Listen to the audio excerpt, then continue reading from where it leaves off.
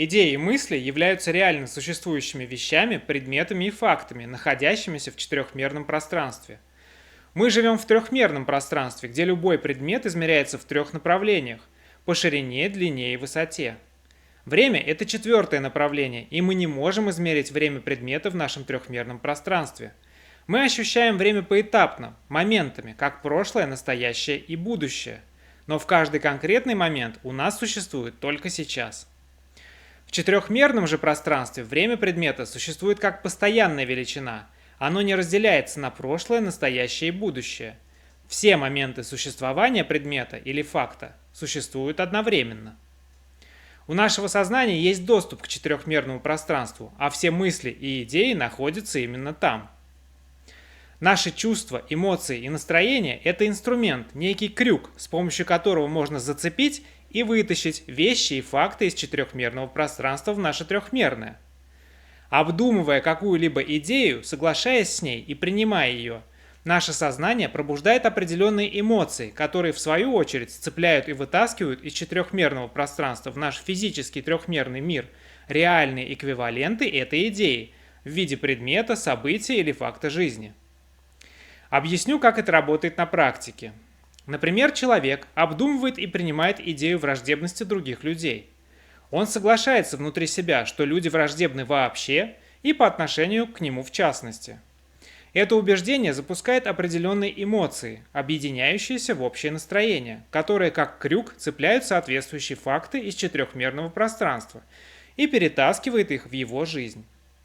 Такой человек все больше и больше начинает сталкиваться с плохим отношением к себе, с необычно частой критикой в свой адрес, с дурными и опасными поступками других людей.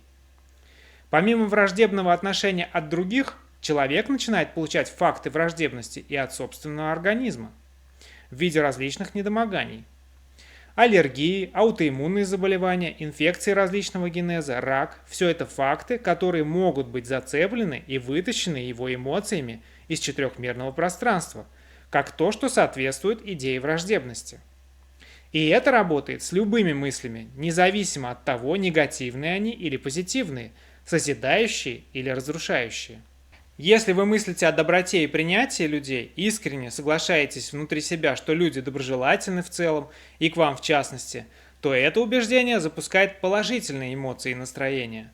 Настроение доброжелательности начинает также цеплять и вытаскивать соответствующие факты и предметы из четырехмерного пространства в вашу жизнь.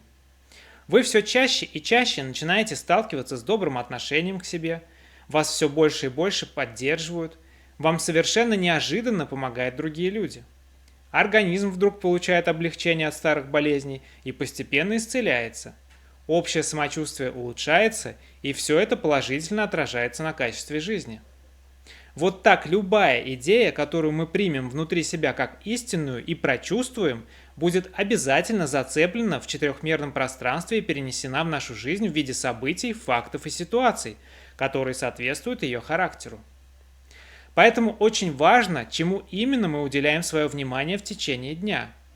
Нам выгодно обдумывать и принимать только те идеи, мысли и концепции, которые нам нравятся, и отказываться от всех других.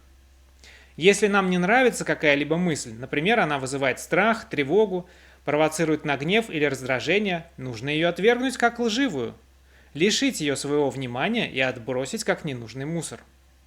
Когда мы отказываемся от мысли или концепции, как от лживой, мы забираем у нее все свое внимание и поэтому не испытываем к ней никаких эмоций.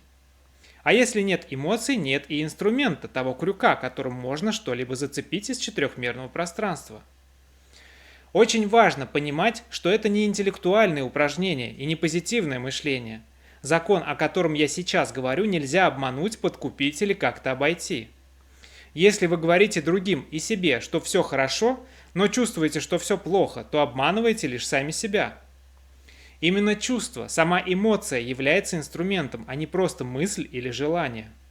Чтобы эмоция появилась, вы должны уделить правильной идее свое внимание и путем глубокого и всестороннего размышления действительно искренне согласиться с ней и принять ее. Поверить в нее как в реальную и существующую, отвергнув противоположную идею как ложь. И здесь уже не получится притвориться, ведь внутри себя можно действовать только искренне. Не каждый сможет понять и усвоить этот фундаментальный принцип науки разума. Но если вы поняли, используйте его с выгодой для себя. Ваше внимание должно принадлежать только правильным, проверенным временем и прекрасным идеям, вечным истинам, таким как любовь, уверенность, гармония, красота, безопасность, изобилие, совершенство и тому подобным. Обдумывая и принимая их внутри себя как истинные, вы будете цеплять и вытаскивать только те вещи, условия и факты, которые сделают вашу жизнь здоровой, приятной и счастливой.